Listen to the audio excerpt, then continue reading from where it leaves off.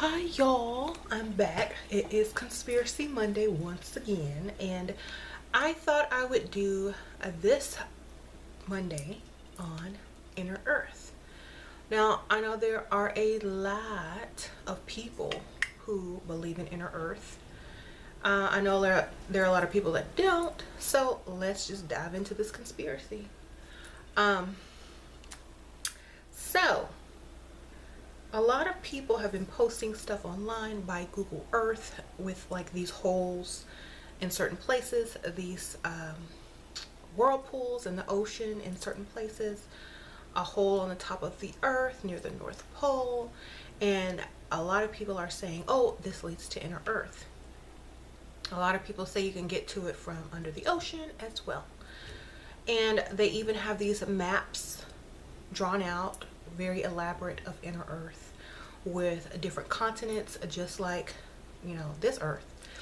And, a lot of people say there's a race of beings that come from Inner Earth that, came on to the surface of this planet.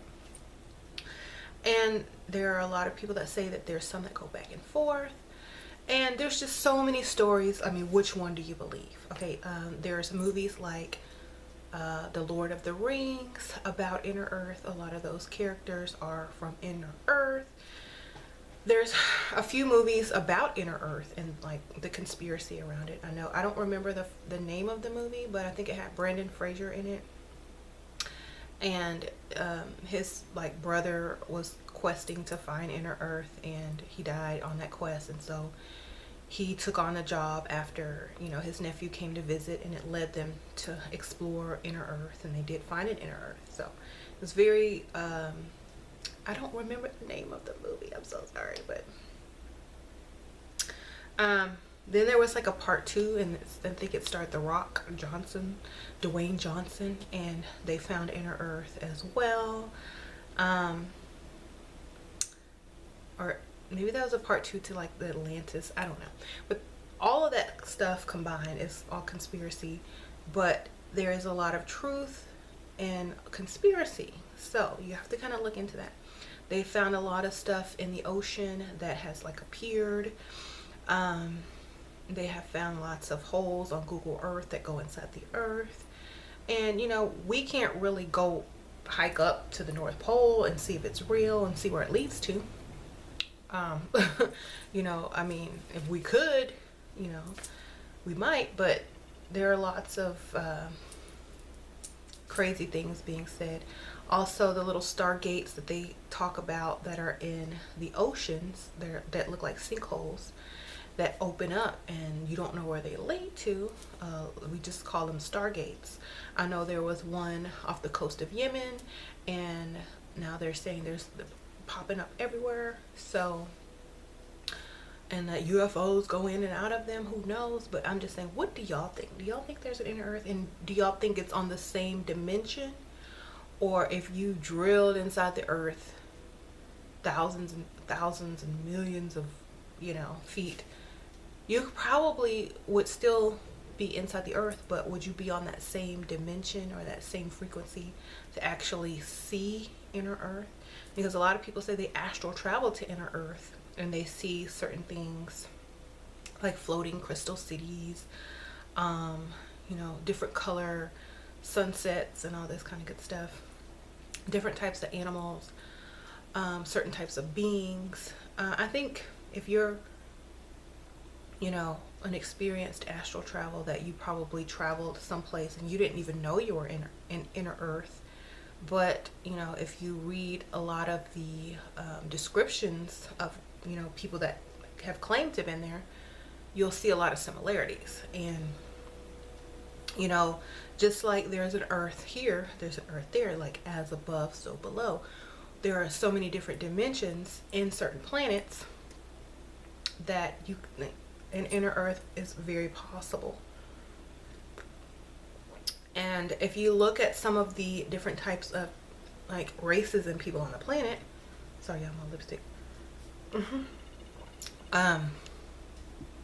A lot of people will say, okay, we lived in caves, we had cave drawings, There were cave dwellers. There were certain species of humanoids that did live in caves. And you have to understand that why they would live in a cave is because they probably came from inner earth up through a tunnel system, through, you know, the earth, and then into a cave. And then eventually they started to venture out. Now, a lot of people argue with this, blah, blah, blah, blah, blah. But, you know, history, in science, you know, you can't really argue with certain things. But yes, so these inner earthlings mated with the outer earthlings, or the surface earthlings, and they created, you know, what we have today. A lot of people that you know, we have today. So it was just, you know, a natural process on the planet. This is my opinion. This is not, I'm not telling you this is the truth, and this is, you know, I'm just saying this is my opinion, from what the information that I gathered. So the inner earthlings and then the surface earthlings made it, and we have, you know, lots of different people on the planet now. So there were earthlings already here prior to the cave people, or the inner earthlings coming out of the earth. Okay, even if you read the Emerald Tablets of Thoth, the Atlantean, he talks about the children of the sun and the children of the earth. And if you think about it, the children of the sun would be on the earth, and the children of the earth would be in the earth. Okay, the children of the sun would be, you know, adapted to sunlight, which would be more melanated beings, like the first Africans that were on the planet, versus the people that came, you know, millions of years later from possibly the inner earth, out of the caves. And then, you know, those two species of humanoids mated, and, you know, we have what we have today. So that's just one of my beliefs. There are many other ways that humans have come about, and different species of humanoids have come about, and different races have come about. There's more than one way, and that's just possibly one of them. And even in the Emerald Tablets, Thoth says, the children of the sun are to teach the children of the earth, because this is a new environment to them. But like, if you keep reading in the Emerald Tablets, you'll see a lot of stuff, and it's just very eye-opening. And I don't want to give everything away, because I do want you to read and research and study, because too many people these days, they just want quick, fast answers, and they don't appreciate the knowledge unless they get it for themselves, and they forget it quickly too. If you read something and really study it and get into it and absorb it, it's there, and your life suddenly becomes very easy to manipulate, as well as everything around you. So without the knowledge, you're not going to get, you know, the type of mentality, or, you know, you're not going to get the type of abilities as you would get if you got the knowledge yourself. Okay, so I'm always teaching that. Everybody always emailing me, what books. I only have 3 books that I will ever recommend. Okay, the Emerald Tablets of Thoth, The Idiot's Guide to Alchemy, and an Encyclopedia of Symbols. After that, whatever it calls out to you is what you know, can read. But those are the only 3 books that I will ever recommend to anyone, because that's self-knowledge. That's getting knowledge of self. That's getting knowledge of, you know, how to communicate with certain things through messages and symbols. And also, if you learn alchemy, you can kind of control the things around you, your thoughts, as well as, you know, your whole entire life. So those are the tools that you need to get on it, you know, to start on any path. So those are the books I recommend, and those are the books that I will always recommend. It's not gonna change. If you want to know like what I've read or what I've researched, that's different, and I've done so many videos on that. But those are the key books that most people need to start off on a path that's leading to self-actualization. Okay.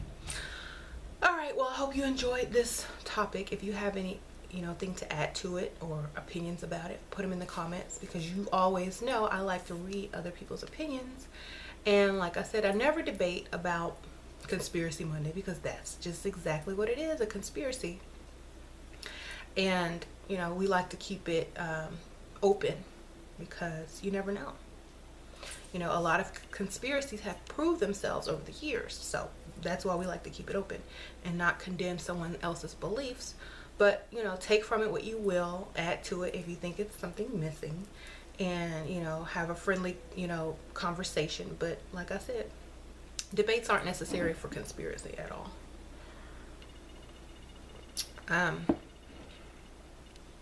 So thank you guys so much for watching, and I will see you guys later. I probably am going to do another video today, so y'all look out for that as well.